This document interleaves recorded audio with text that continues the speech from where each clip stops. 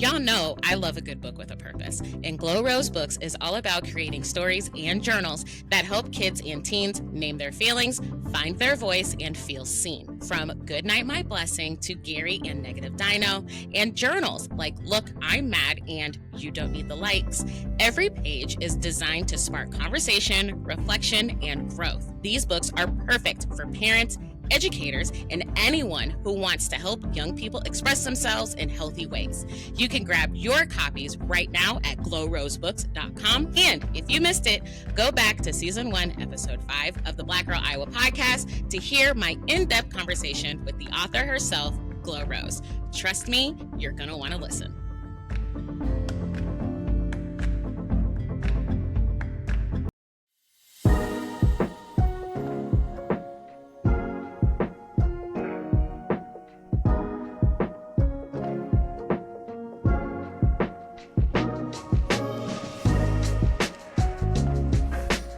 Hello, and welcome back to the Black Girl Iowa podcast, where we celebrate and elevate the voices of Black women living and thriving in the state of Iowa.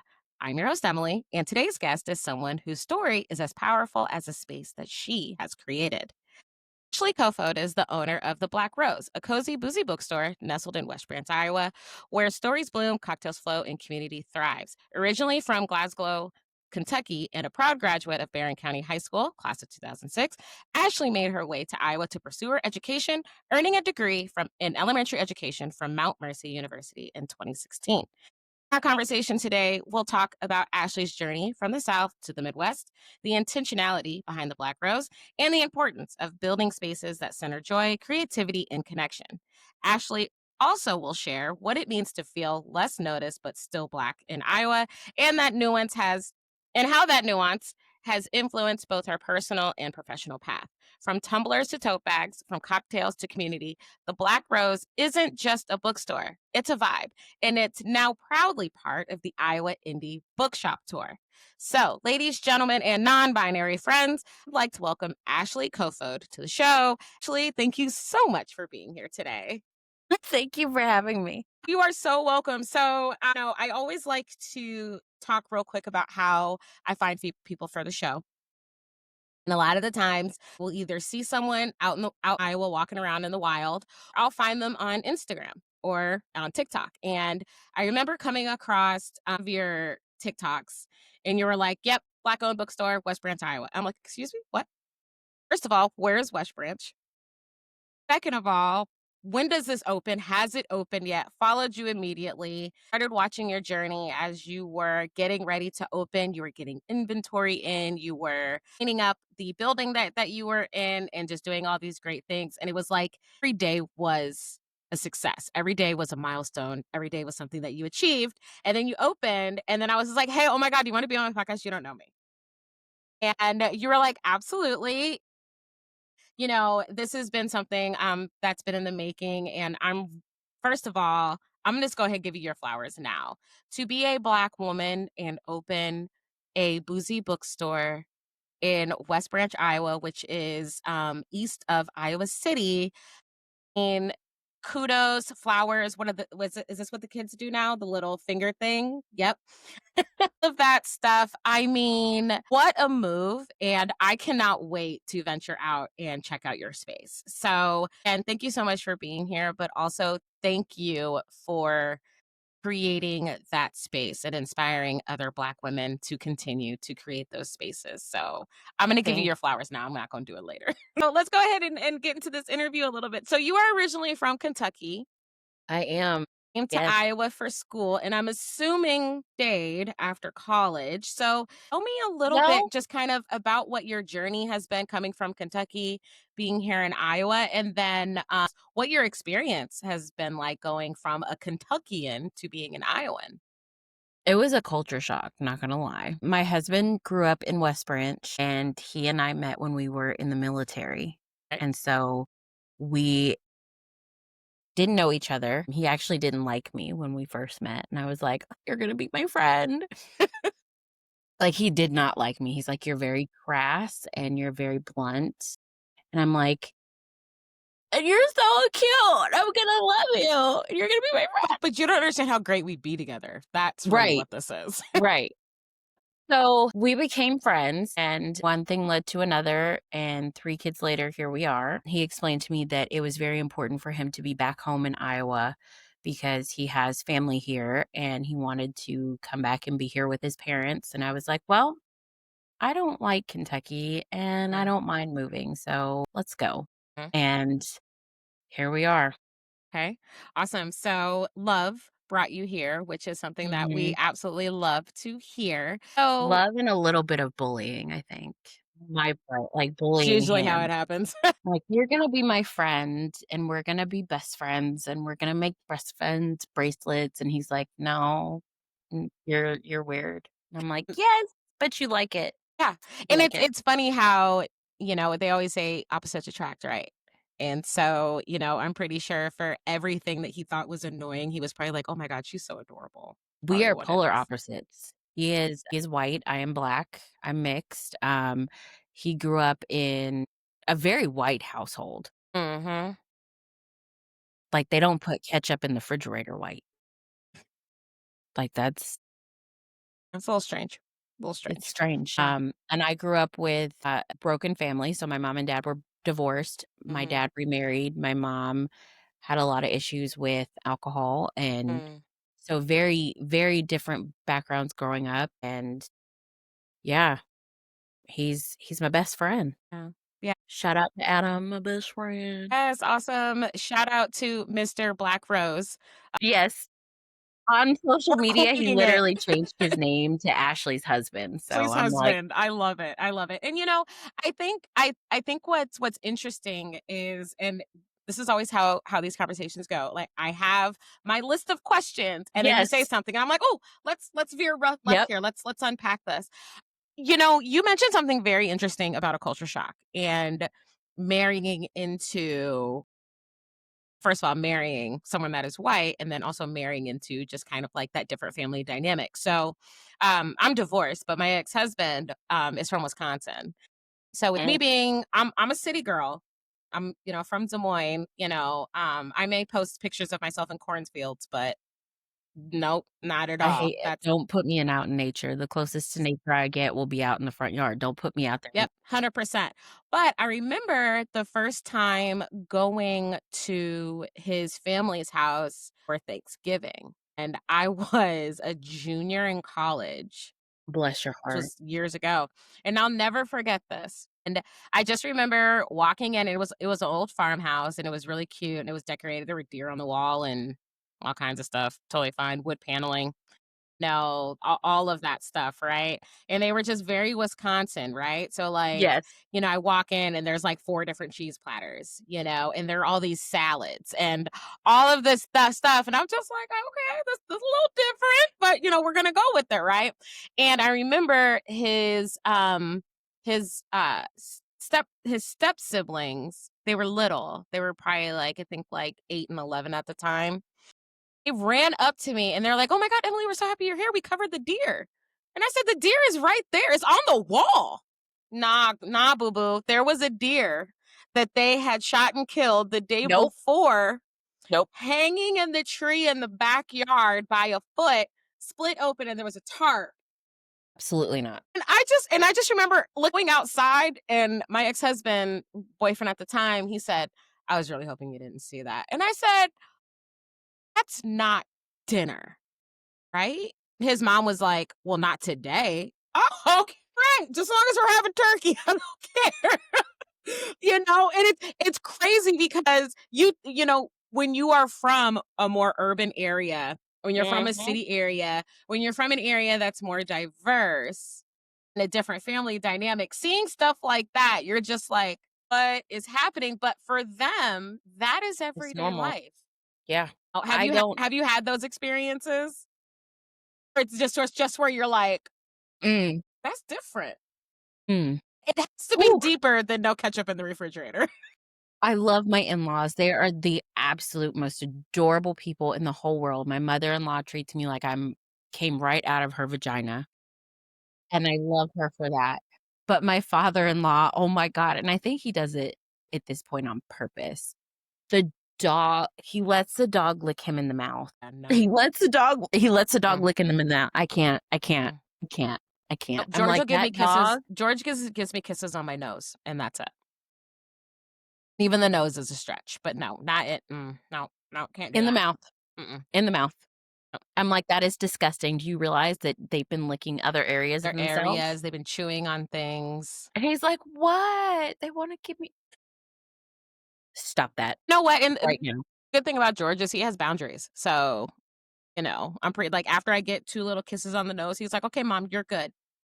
You're good. I need you to go do something productive, and I'm gonna take my night nap of the day." So, get it. Okay. All right. It's the licking in the mouth that gets me every time. I can handle a lot of things, but it is the dog's mouth in your mouth. It just Those things just should absolutely not. never cross. And so you said though that you have 3 kids. So all your kids, they're all Iowa kids now. They're Yes. yeah, Yes, they are all Iowa kids. They wear shorts in the winter. They walk out of the house, like, it barefoot. could be the barefoot doesn't bother me, like, I can deal with that because I Okay. I grew up barefoot, but it's the sweatshirt in, like, 32-degree weather. Mhm. Yeah. I Like, mean, they you're put a just coat going on. from the building to the car. It don't matter. I even do that. I'm like, "Put." The coat on. I'm like, "Go where's your coat?" "I don't need it." Okay, when you get frostbite and your fingers fall off and you can't play video games no more, I don't wanna hear Yeah. nothing. Yep. Yep. Yeah. Yeah, it's I had a friend who was from Alabama. She lived up here for about 3 or 4 years.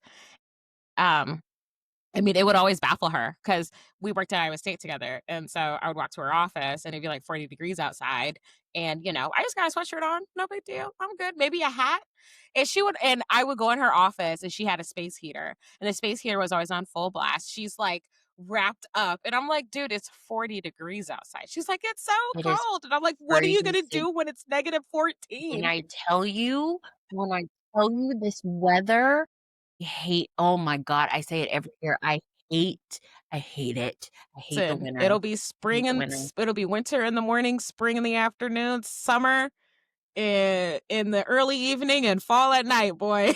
When I tell you I hate the winter here, like, I can Mm, feel it in my bones. mhm, Like, in my bones, I'm cold, and I mhm. stay cold, and everybody's like, "What are you why do you have a coat on?" "'Cause it's Freezing. 23 degrees out, Susan, leave me alone." "What do Jesus. you mean?" Like, "Go away. Why are you talking to me in this weather?" And that's another thing, that winter makes me so angry. Yeah. Like, I could No, fight. and I I hate I winter. I will say I lived in Arizona for 5 years. So coming back here and doing winter was even an adjustment for me because 'cause I'm just like, "God, what is it, 20 degrees again? That's it? That's all we get, huh? Alright. Oh, snowstorm. How many? Oh, inches. That's cool. Sounds good. Alright." No, okay, there's nothing you can do about it. Yeah, It just kinda is yeah, what it is. So I actually I think that's a really good tie-in though, because in your interviewee form, I had asked, what's the best part about living in Iowa? And you had mentioned feeling safe in Iowa, but also still black, just less noticed. So I yes, kind of want to talk about that a little bit because I can definitely understand that. Growing up here, I lived in a very diverse area. My parents sent me to diverse schools, had a very diverse friend group. So for me, it was as long as I was with people, felt okay. mhm, But yeah, anything outside of that, it was almost like I felt just so alone and isolated. So, yeah. how did you come about this feeling? Is this something that kind of came up in college and then it's just kind of still been around, or kind of unpack that for me a little bit? So, in the South, I don't feel safe ever. Like, Mm, even going home, to visit, I'm very hyper aware of the fact that I am Black. I'm very hyper aware of the fact that my kids are mixed, mm, and I understand that I have to mind my P's and Q's 10 times more because it's more likely for me to get pulled over by the police, mm, and then it's more likely for those police officers to treat me some kinda way. And even in the town that we grew up in, it was, you mind your P's and Q's around the police if you're Black. Like, mm, you don't raise your voice. "Yes, sir. Yes, ma'am." Like, it's an unwritten, unspoken rule. When I moved here, everybody was nice. Everybody talked to me. I'm like, "Why are you talking to me? I don't know you from Adam. Why are you talking to me about the price of eggs in the supermarket? Go away, turn around, and leave me be. I don't understand." And so when I first came here, I told my mother-in-law, I was like, "Why do they keep talking to me?" She's like, "What do you mean? Why do you all keep speaking to me? Like, I don't wanna talk to you. I'm not speaking to you first. Like, why are you talking to me?" She's like, "That's just how we do in Iowa, ma'am." Like, this is pre-COVID, and I was already like, "Go Mm, away." But it's like, it's that Iowa nice where everybody wants you to feel welcome. mm, But at the same time, I could go to the grocery store and get hit on, but I go here and it's like I'm invisible. mm, I go to in Kentucky, I can go, growing up, I was the exotic choice for boys. mhm, I was the, "I can't bring you home to my mom, mm, but you are definitely bragging rights if you're my girlfriend for a mm, week." Here, it's just like, "Oh, okay, well, you're black, you're not really a choice." Even mm, though my husband and I have been together, it's like people are surprised that he has a wife that's black, mm, and I'm invisible just enough. It almost feels like I can walk through Target in the supermarket and nobody bats an eye, but let me go into Von Mauer by myself and I'm followed. mhm, yeah, So it's like I'm just invisible enough. And mm, on top of that, I'm lighter skinned. mm. So it feels very much like pretty privilege. Like I'm very privileged to have lighter skin because white people are more comfortable You're one of the around. good ones. Yes. You're Yes. you're you're a safe option. And it Yeah.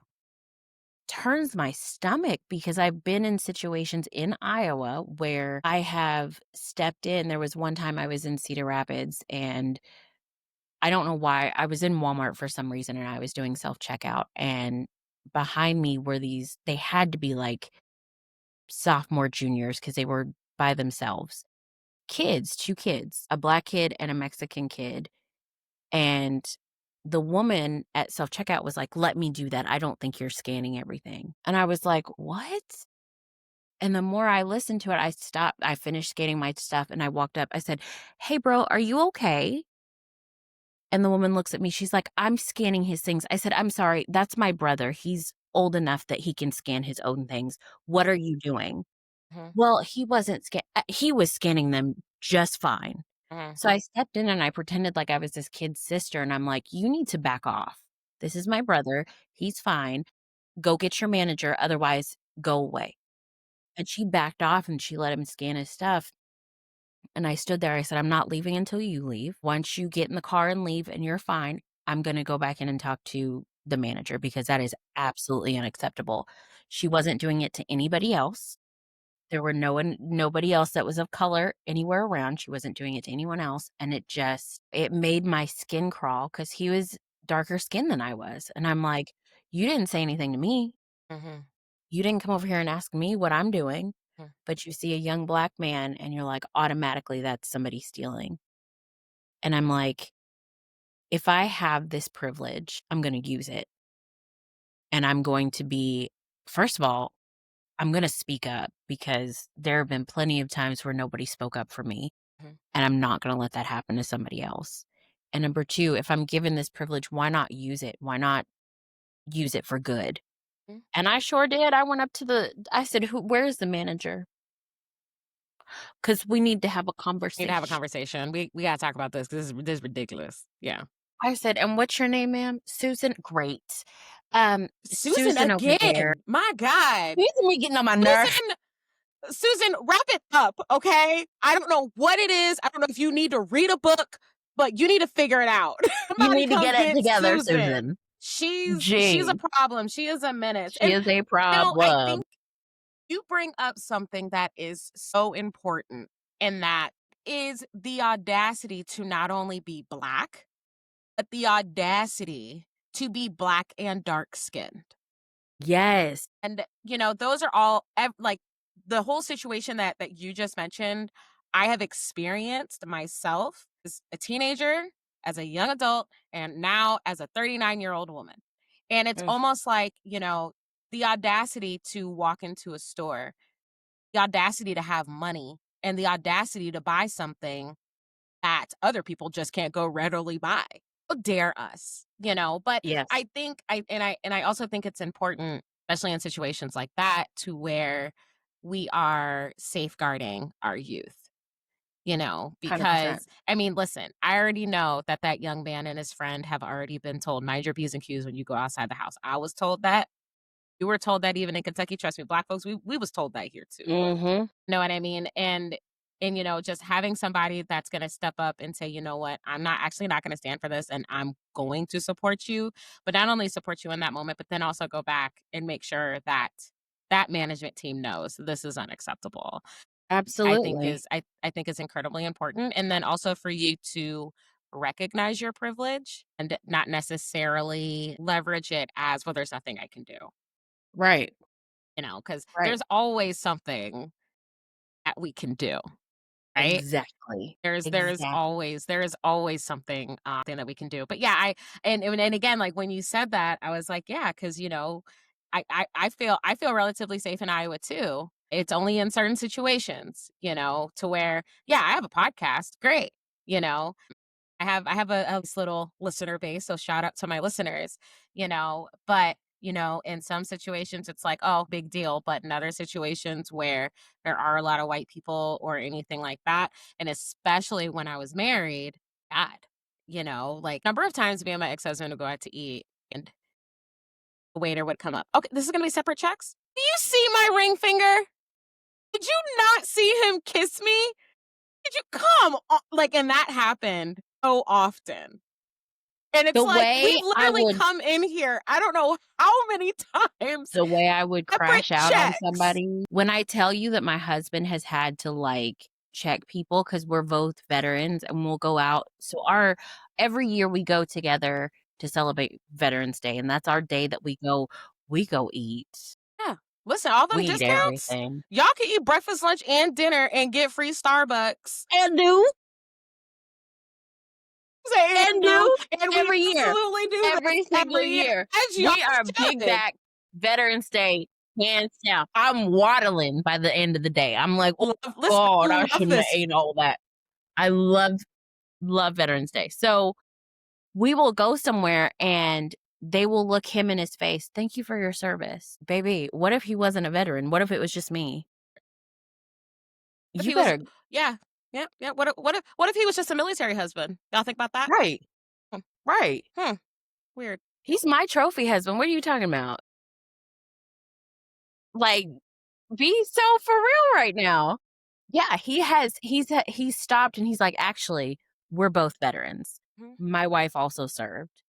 And so, like, we had that conversation. I'm like, "I don't know why people think that I'm also not a veteran."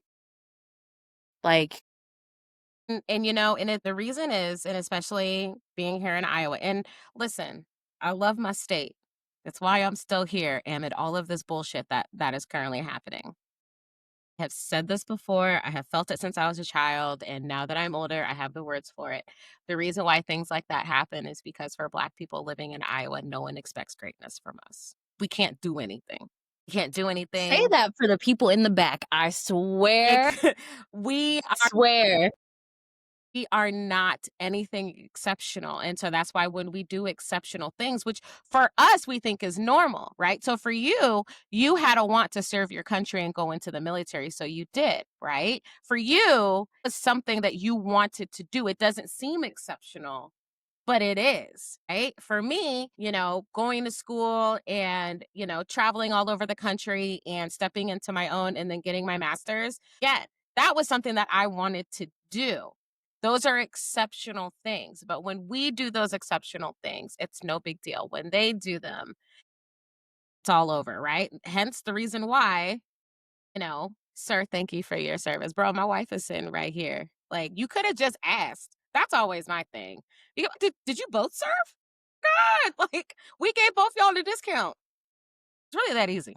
Really that I easy. mean, exactly. And that's what's so crazy is you're right. We are not expected to do great things. And that makes me think of like when I was a teacher, I was not expected to be everybody's favorite. And I don't mean to Mhm, toot my own horn, but I put a lot of energy and love and intentionality into my classroom because I never had somebody that looked like me. mm, I never had a teacher of color till college. mhm, And I'm like, okay, if this is gonna be me, you better believe that it's gonna be me all day long, yeah, all day absolutely, long.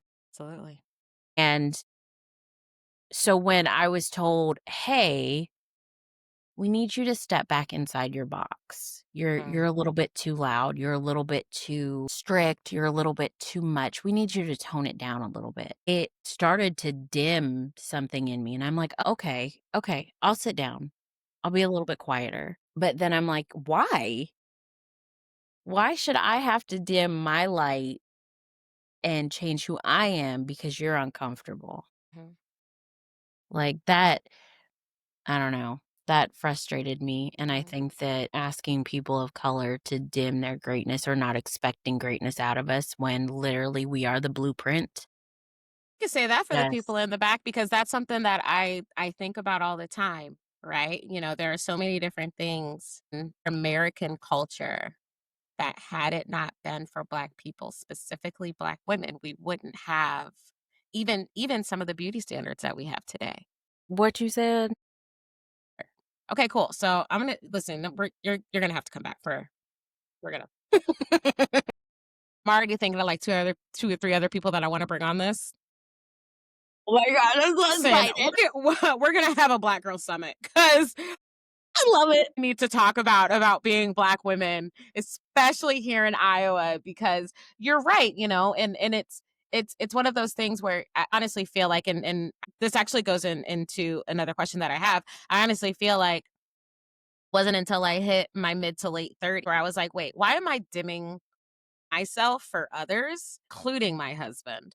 Okay, cool. So first thing we got to do, we got to get rid of him. I'm not dimming my light no more for him to not shine.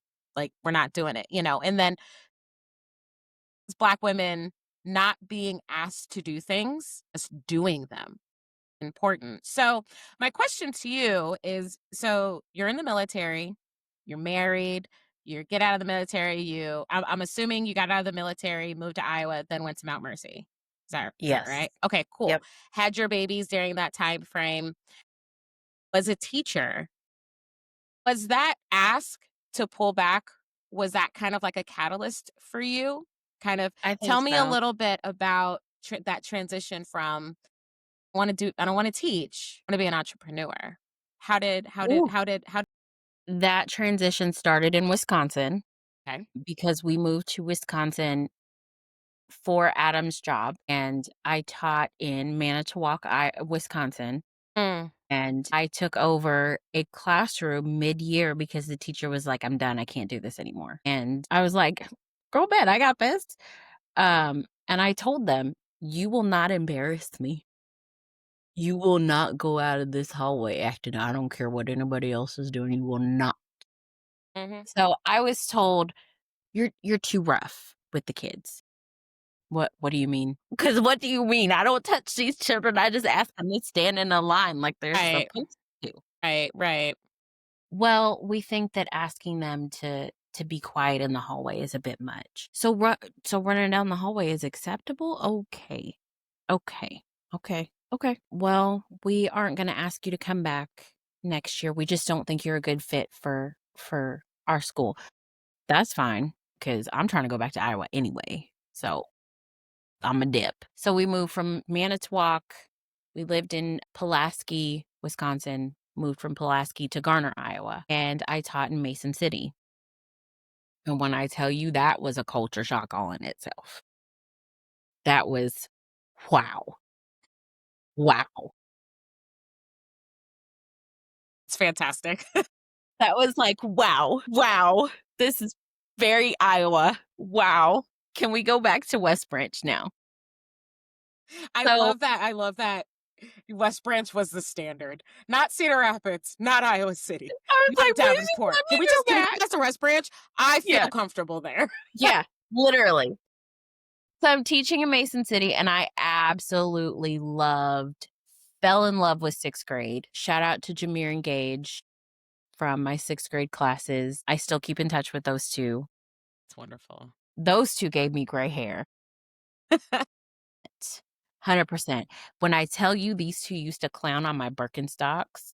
Listen, Gen Z has a whole 'nother level of roasting millennials. I've got nephews that are Gen Z, and oh, I don't even I try said, anymore. I said, "If y'all don't get away from my desk and leave Mhm. my Jesus sandals alone, I swear to God, I will call Patricia. Get out of my Get out of my face." face. Yeah. And they just oh my god, but they're wonderful kids, and seeing them transition from 6th grade and going to middle school and then being able to go to their football games and things like that made me so proud because I got to spend just a tiny bit of time with them. I still keep in touch with them, but year 2 in Mason City, I was pregnant with my daughter, and I didn't feel comfortable. I was only teacher of color on the staff per Mm, the usual. Um, I was too loud, my expectations were too high because I wouldn't lower them. I was like, "No, my expectations are here. You're gonna meet them because I know you can. If mhm. I lower them, it's not you doing you any good." So, again, being asked to put myself back into this very small box, um, we had like, I did a caucus in our classroom. Hmm, I had the kids caucus for their who they wanted for president, and then we had a school-wide vote hmm, of who would win the presidency, and the paper came out, and the news wanted to talk to me, and, I was like, "This isn't about me, it's about the kids." hmm, And, again, it's, "Hey, we think you're doing too much. hmm, Hey, this is great, but, tone it down a little bit." So, after Garner, we were able to move back to West Branch, and I worked for the Iowa City School District. hmm. Finally had a black principal, Love it. and when I tell you, shout out to Debbie Bennett, because Okay, I know Debbie you hear Bennett. me, Debbie Bennett, 'cause Debbie Bennett did the most, and just I loved it. She was the most. And so, she ended up leaving our school and going to middle school, and so did I. So, we were at 2 different middle schools. She was this principal at a different middle school than I was at, because I was in North Liberty, Mm. and this most recent middle school, again, I was asked, "Hey, can you tone it down? We think that you are barking at children." "Barking? You're a bit aggressive." There goes the A word. "What?" Yeah. Because I was like, picture, like, at least 100 children running through the hallways, going through the hallways at once, somebody shoving somebody. I'm stepping out of my classroom. Blue T-shirt, "Come here. Come here to me. Come here to me, blue T Leave it to You black too, people. We red never hoodie. Come here. I saw you too. Come here to me." we never go by names. It's always, "What do you have on?" "Hey, Never, hey, hey, orange Nikes, never. get over here. Come here. Let's talk. "Come here, Lashes. I peeped you all the way over there. You Get over about to here. get windswept. Come here, Let's Lashes." talk. Let's talk." Percent. I had 4 of them standing up at the lockers one day. I said, "Look, beef stick." He's like, "Why are you calling me beef stick?" "'Cause you eating a beef stick right now." That part. It's not about names, it's about traits. And so That's exactly what it that's who is. that's who I am. Like, that is who I am. And I'm like, I don't bark at children. However, You hold them I accountable. am Southern, and I will catch you, and you will bet you won't walk back down that hallway and try it again until you lose that attitude with me. Because I am not the 1, 2, 3, or 4. No, Mm, ma'am, no, sir. mm, I don't play that. Well, my high expectations were not the same as the principal's high expectations. mm. They weren't the same as the assistant principal's high expectations. And so every time that I would do something or somebody didn't like how I was handling something or a parent would get upset because why would she yell at my child? Baby, that's not yelling. If you want to see yelling, we can yell. Talk to my When kids. yeah, like when I have 24 sixth graders in a room and 18 of them are talking at level 25. I have to go to level 30. If you can hear me, clap once. It's one of my I don't favorite have exercises to do with kids. Yeah. Yeah, It's like I it don't have always gets them. time. And so, again, my light started dimming and I told my team, I was like, I'm not happy. Not happy.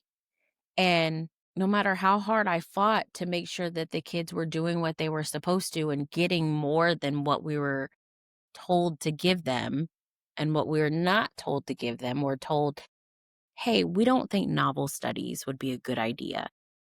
Mm, But you think having these kids read for 60 seconds as fast as they can is a good idea?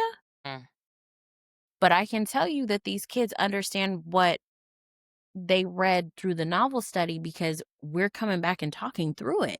But the ones that are not on grade level have now gone up 2 grade levels. That's fine. That's fine. I'm good. I'm yeah, good.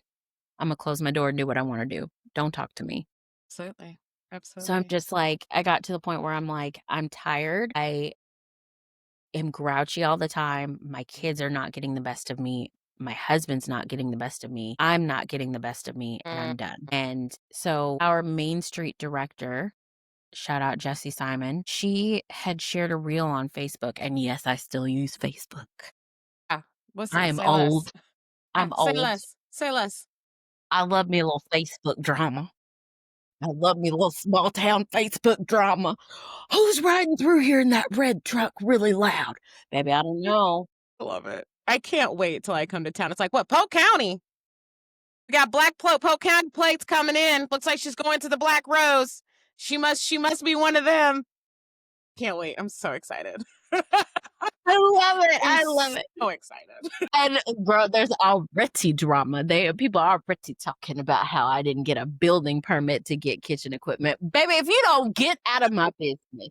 The business. It's like, okay, cool. I don't have this permit. Are you gonna help me get it? No, I didn't think so. Okay, then mind your business because I don't need a building permit to get kitchen equipment. Love it. I love it. So with you losing that passion for teaching, so obviously you must have a passion for books then. I have Oh, loved books for as long as I can remember. My dad would read Berenstain Bears, He Bear, She Bear to me at night, and he would, like, hide little things with his thumb. mhm. Like, there's a butterfly on one page, and he's like, "Where'd the butterfly go?" Or he would, like, act out scenes of the characters. There's a bunny rabbit that's being paint is being spilled on the rabbit by somebody that's painting, one of the bears in there that's painting, and he would act out this whole scene about, "Why are you throwing paint?" Like, Yeah, my dad's a character. Y'all think love I'm it. bad. My dad is a Love character. it. I love it. I love it. So then with you then making that transition, why a bookstore? Why was that the business venture to go into? Not only a bookstore that sells Boozy. booze.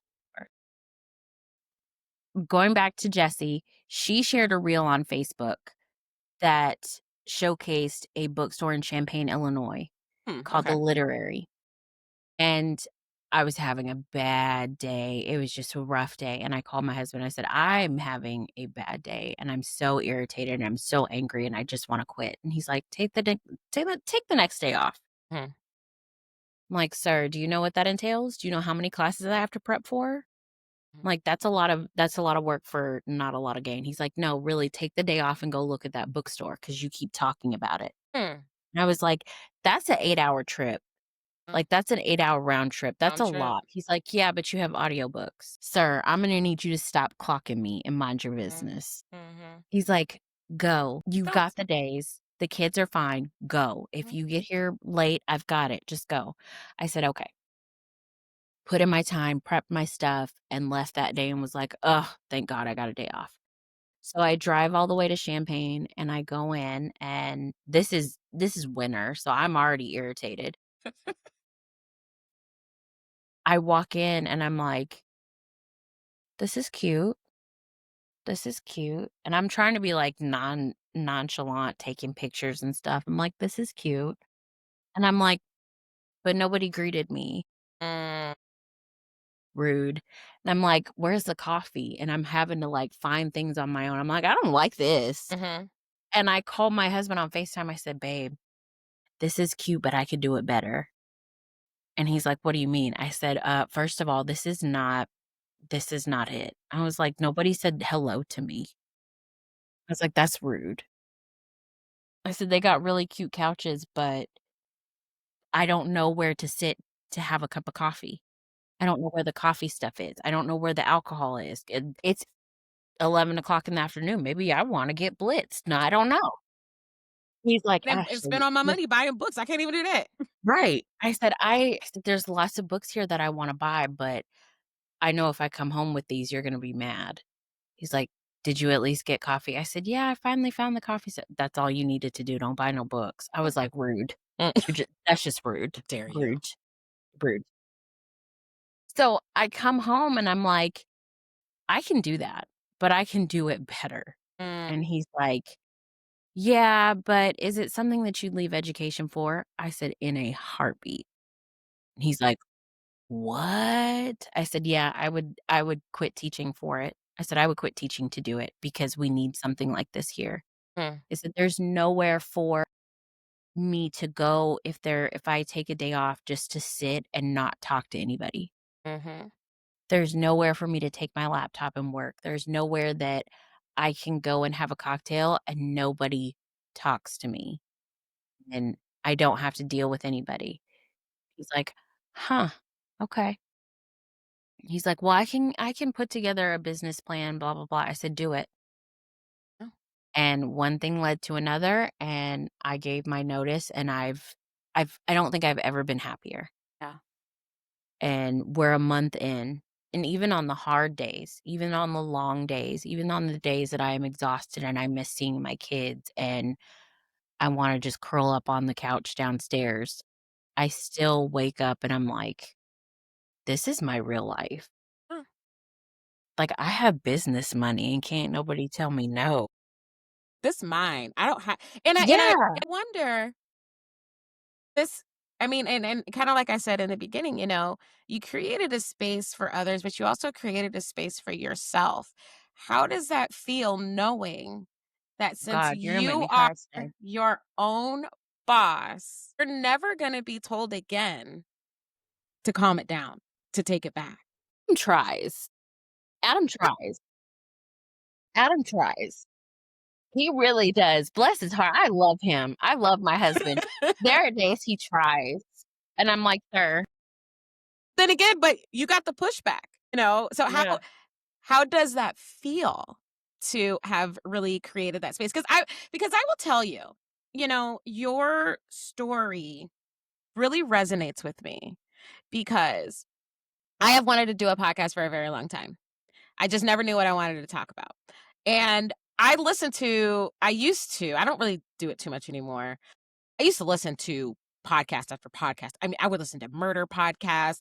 I would listen to just like all of the, gossip podcasts. I would listen to podcasts about Raw Housewives because that's like one of my favorite TV shows. I would listen to podcasts about books, about movies, about everything, right? And I remember listening to all these different podcasts, but just kind of thinking like, okay, I want to do this, but I want to do it better. I Yeah. don't want to talk about someone else's life that I Yeah. am never going to meet and that I don't know. I don't want to talk about gossip. I don't want to talk about any of those things. I want to do something to where I can have conversations with people, but at the same time, tell my story. And at the same Yes. time, if I want to talk about books, I want to talk about books. If I want to talk about football, Exactly. I'm going to talk about football. To your point, no one can tell me how to do this. This is how I want to do it. So kind of tell me like how does that feel knowing that you get to fully bring your full self to work every day? It is the most freeing and the most exciting and most scary thing I think I've ever done, Mm, outside of, like, physically birthing children, mm. and that's scary in itself because it's like, "Oh, now you're out and I have to actually feed you, and we have to figure out what we're having for dinner every night." Jesus. Relate, I have a dog. Oh my god. Mom, what were we having for dinner? SpaghettiOs. Man, listen, Go pop the top. You know how to do it. Leave me listen, be. because All day. as a single person that has been eating, charcuterie boards the last couple of days for dinner, yeah, yeah, I actually will be eating real food tonight for dinner, so I'm really I excited. love But that for you. I definitely I get all of those feelings, and I think the scary part is me, it was, "What if no one listens?" Same. For you, I'm pretty sure it's, "What if nobody comes?" 100%. Yeah. I was like, what if nobody shows up?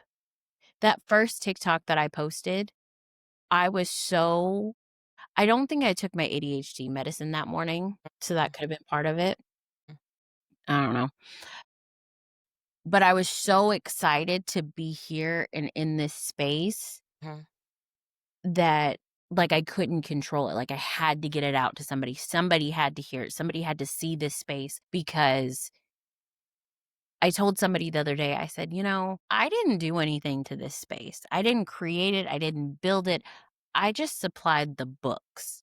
This mhm, place was always meant to be a bookstore. I just put the books in. mhm, And I'm like, I don't know. It's scary knowing that everything is on me, mhm, but at the same time, it is so freeing knowing that I don't have to answer to someone else. mhm. And my husband, who is my business partner, he tries to rein me in sometimes. Some tries is Yeah, the ample try word is for the that. word, But right?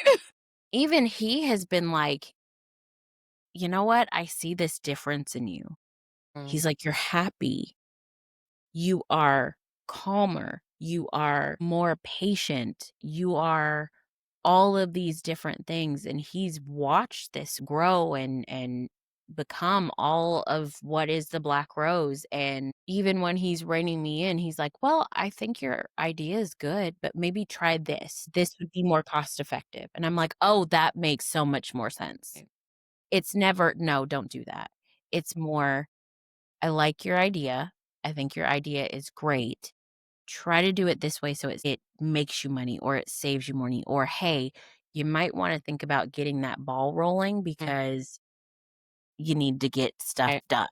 right, right. And it's just I don't know, I sit in awe of all this stuff, like, I sit in awe of the fact that people wanna come to my space, Mm, that people will say, "Hey, can I come just work here? Like, work mhm. on my laptop?" "Yes, Yeah, absolutely, you can. that's Come why on in. it's here. Please come." Please sit. Please stay a while. Yeah. That's it's wonderful, and I love the fact that, again, this was something that wasn't a, "Could I do this?" It was, "I'm gonna do it, and I'm gonna do it better than what is already out there," and I really also love that, I think sometimes we always think about, "Is this the right time? Is this the right space? Is this the right location?" And, there are always 1,000 reasons not to do something, but it's usually just one to get the ball rolling, right? Mhm.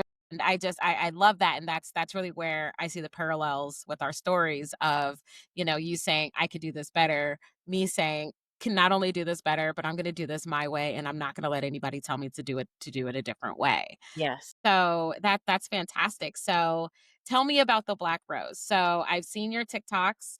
Tell me about your inventory, what kind of books you have, really just how there's some things that people can expect coming to the Black Rose and Well, spending time there. first of all, she's haunted. Oh, okay. The black ro there is a She's a spirit spooky here. girly. All Yes, right. he is. So as I'm sitting here, I'm in what we call our book club room, and it's got these really beautiful windows that can open and close, and as I'm sitting here talking to you, she's, like, rattling the windows, telling me, Mm, like, "Girl," boom. she's like, "Clock it. Clock that Clock to tea." see. She's okay. So So she's loving the conversation. She's not telling you it's the end of the day. exactly. She said, "This is this I love this conversation. I love it." Yes. So what's crazy is me and my staff were the people that were working that day. We had a medium come in and didn't know it. She came in, sat at the bar, started talking to us. She's like, "I'm so sorry. I have to tell you something that there is an energy in here." Hmm, I said, "Yeah, I know." I said, "But what are you feeling? What are you getting out of it?" And she's like, It's a female." I said, "Yep." She's like, "Something about lavender, a lavender scent. We have lavender bushes growing outside of our Okay, building."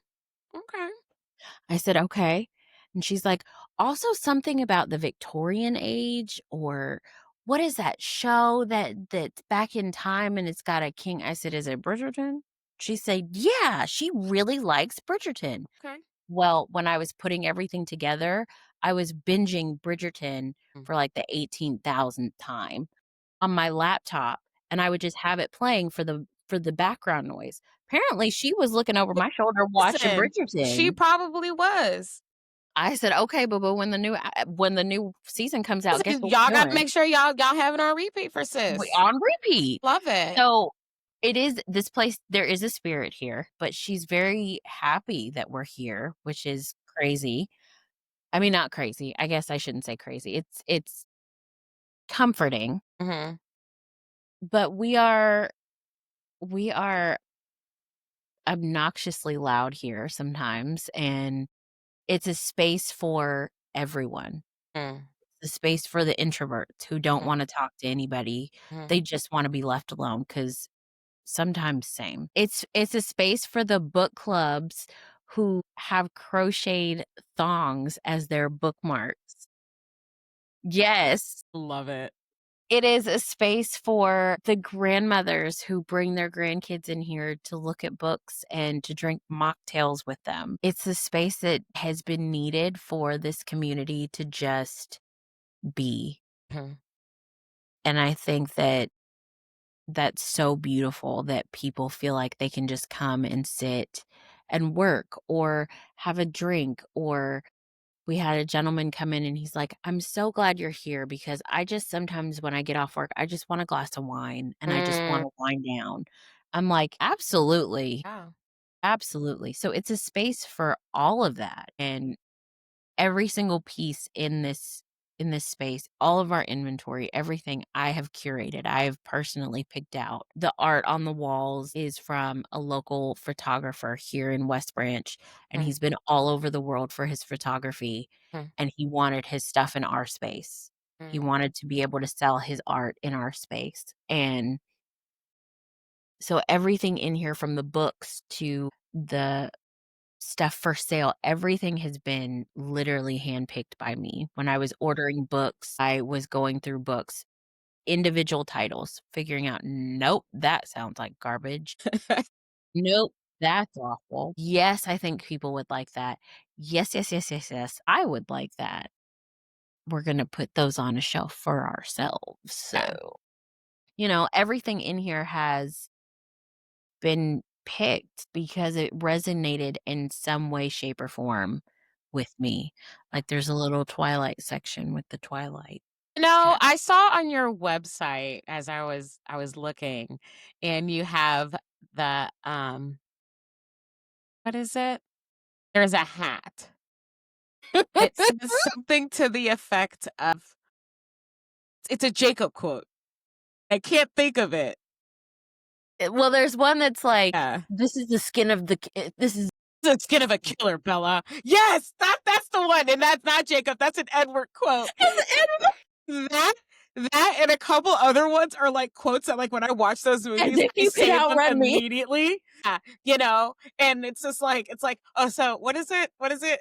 The lion, conquered Yes! the lamb. Stupid lamb. Girl, get away." But no, I loved all the Twilight stuff, like, immediately because yeah. If this is still here in 6 months, it's mine. Yeah, Like, no, period. we're gonna go ahead and Yep, just yeah, so move yeah, that out the I Imma wear it. saw the Twilight stuff, and then it's funny, so you guys couldn't see this, but as Ashley was, like, giving the, rundown of her store, I could tell that she was looking and even just in awe of the things that are the bookstore, which I'm so excited to come and visit and check it out, Oh my and god, don't make me also cry. sit in silence with coffee with my headphones on. I'm bringing my laptop, and I know they're like, "Emily, what'd you do today?" I just went to West Branch and I worked for a couple hours. No big deal. West Branch, really, Emily? Yes, I did. Um, but Absolutely. I think I think that Creating a safe space, so important. I really think that now we're kind of in a really interesting time where people are starting to understand and recognize what a safe space means. Oh, a safe yes, there are safe spaces for Black women. There are safe spaces for people within the LGBTQIA plus community. There are safe spaces for women. But it's like sometimes you need a safe space to, like that gentleman said, I just want to have a glass of wine. I just wanna wind down because just because I left work doesn't mean that, home is a safe space, but sometimes I need to be outside of home, Yes. and that's okay. I have people ask me Yeah. all the time, you know, "Well, Emily, why did?" Because I like to go to Perkins after church on Sundays because that's just my thing, and I usually sit at Perkins for a couple hours, and people are just like, "Well, why don't you just go home?" Because that's my house. Yeah, I can relax at home, Exactly. but sometimes I just wanna be out in the wild and just kinda hanging out, like, it's really no big deal, right? Um Sometimes I wanna go to Costco and eat a chicken bake and be left alone. Literally, before this call, I was at Sam's.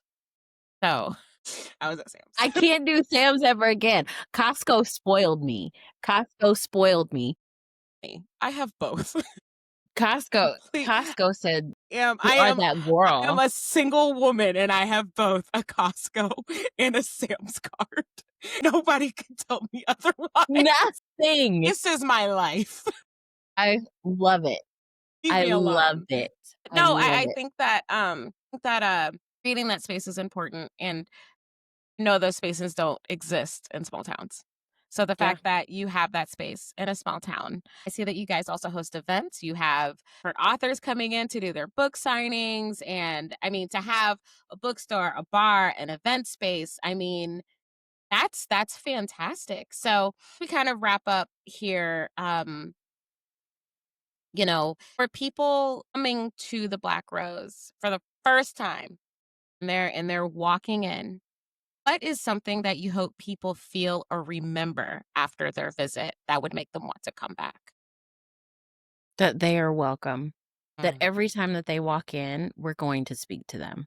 mm, We're going to say, "Hey, welcome in. Thank you so much for coming." And if I'm here, because 'cause I'm just a big softy, every time somebody buys something and I am personally ringing them out, I'm like, "I really appreciate that you chose us, mm. that you chose to spend your time here, that you chose to spend your money here, because it goes back into our community. The money that you spend here doesn't let's be honest, I'm not making no money right now. I'm not making nothing. So the doors are open. Doors are open. That's where we are.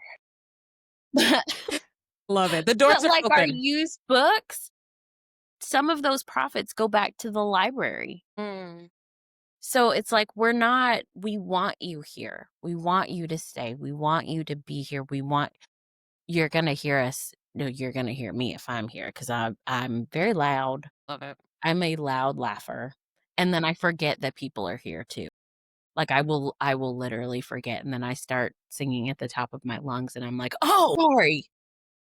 I Love it. apologize. I did not mean to give you a personal concert at that moment. I thought everybody was gone.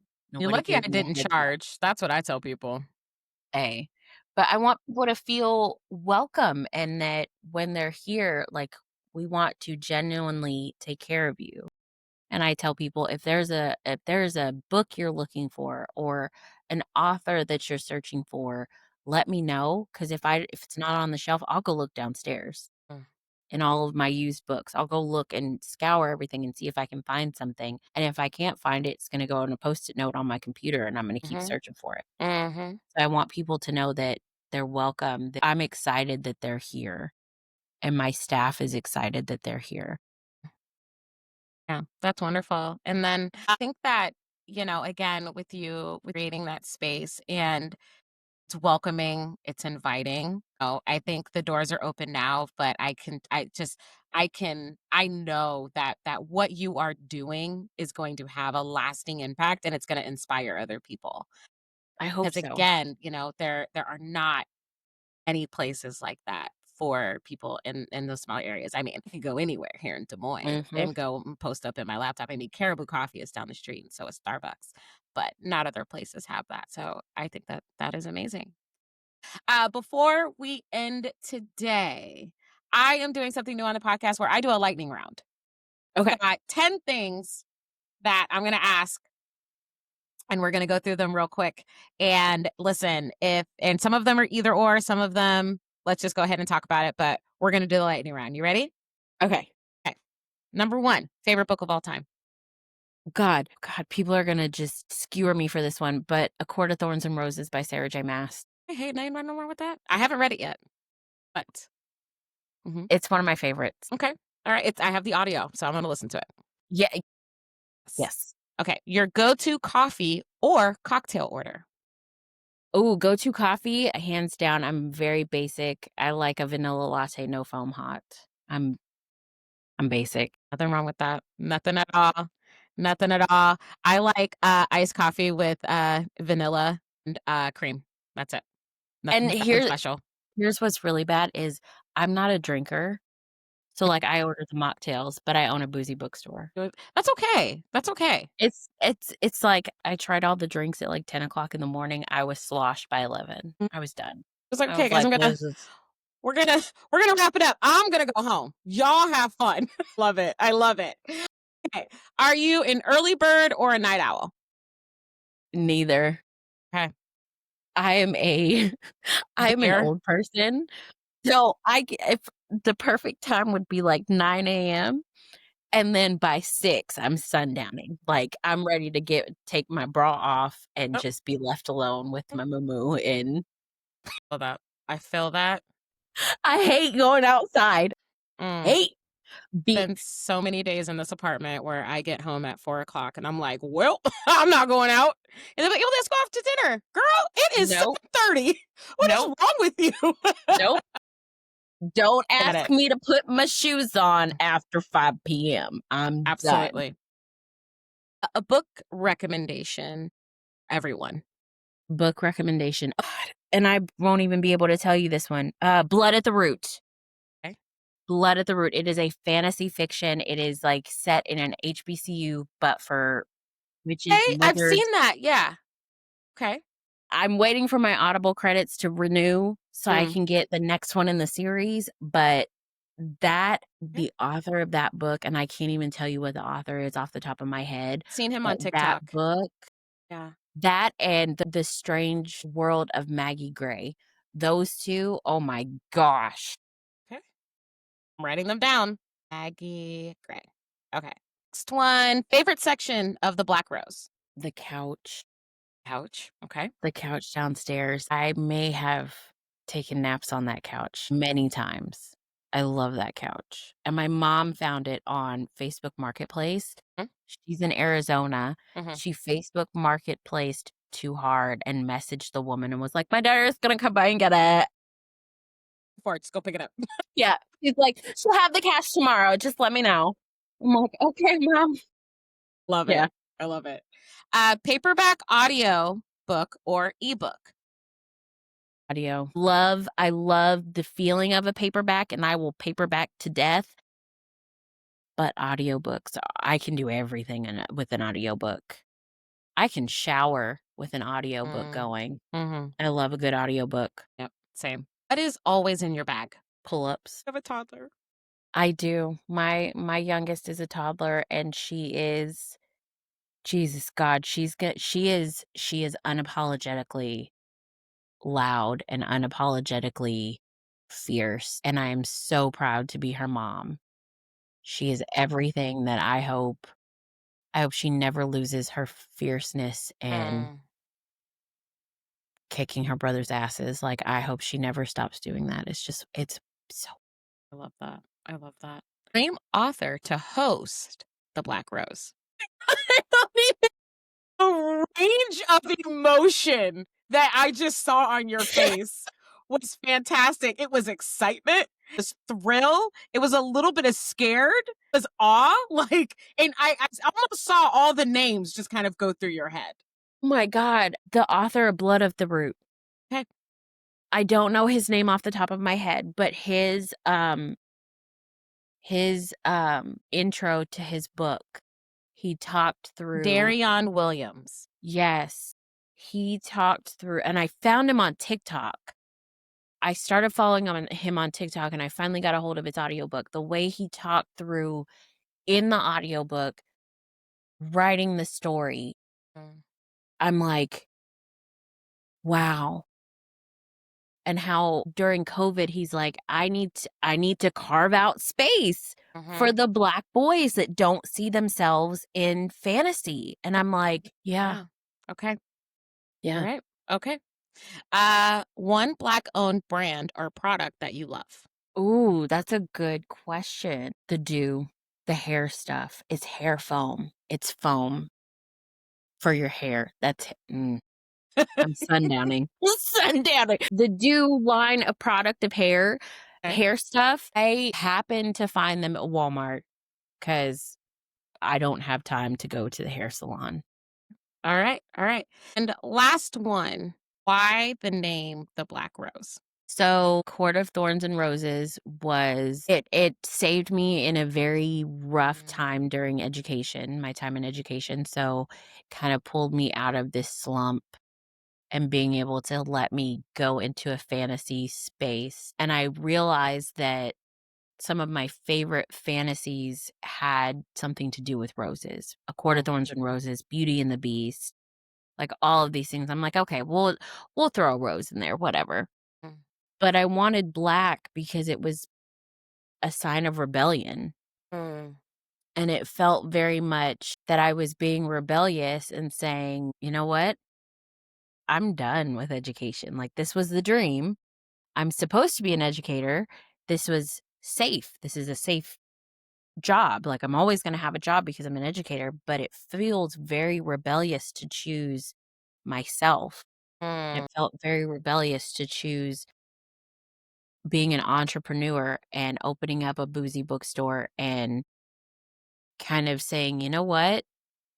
I'm not allowed to have these books in my classroom, and I'm not allowed to show these books to students, and I'm not allowed to do all these things. So I'm gonna do it anyway, and I'm gonna do it different so that everyone feels like they have a space." And it reminded me of the Olympics when the civil rights was going on and the gentlemen were on the podium and they had the black armbands and they just raised their fist and they said, "You know what? We're gonna take our platform and give back and show that we are unafraid of this part of rebellion." And it felt very much like a nod to my ancestors and saying, "You know what? We are the black rose. mm, We are the black rose in the bouquet. We're the outsiders of all of the things. We are the ones that we're not going to be pushed back into the box. We're essentially going to make our own box and then we're going to clack our fans." So mm. Yeah. that's where that's where she came from. It is so powerful. Black is the color of rebellion. I put on a shirt. I also found out that black apparently is, like, rebirth, Mm, and I'm yeah. like, Oh. "Okay." I listen, and you again, creating our own box, creating our own stories, creating our own spaces. This is the essence of Black women. This is why we will 100%. always be imitated but never duplicated. 100%. And I absolutely love that. And I want to make sure that people know where they can find you.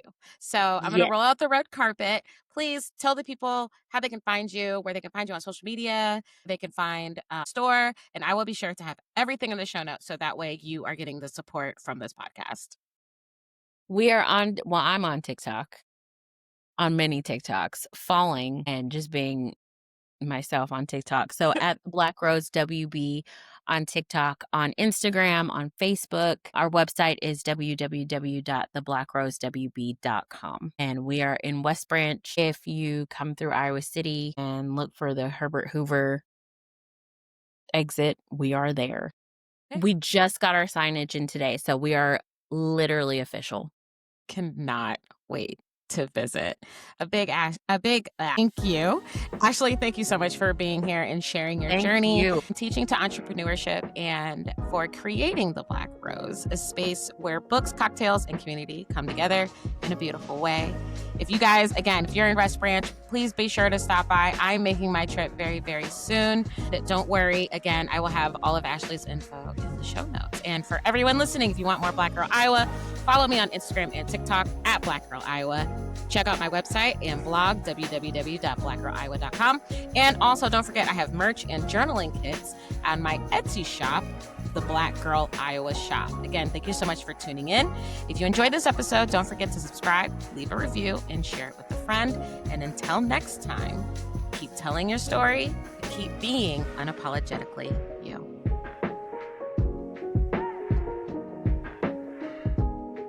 So let me ask you this. When was the last time you took a moment just for yourself? Not for work, not for school, not for family, but for you.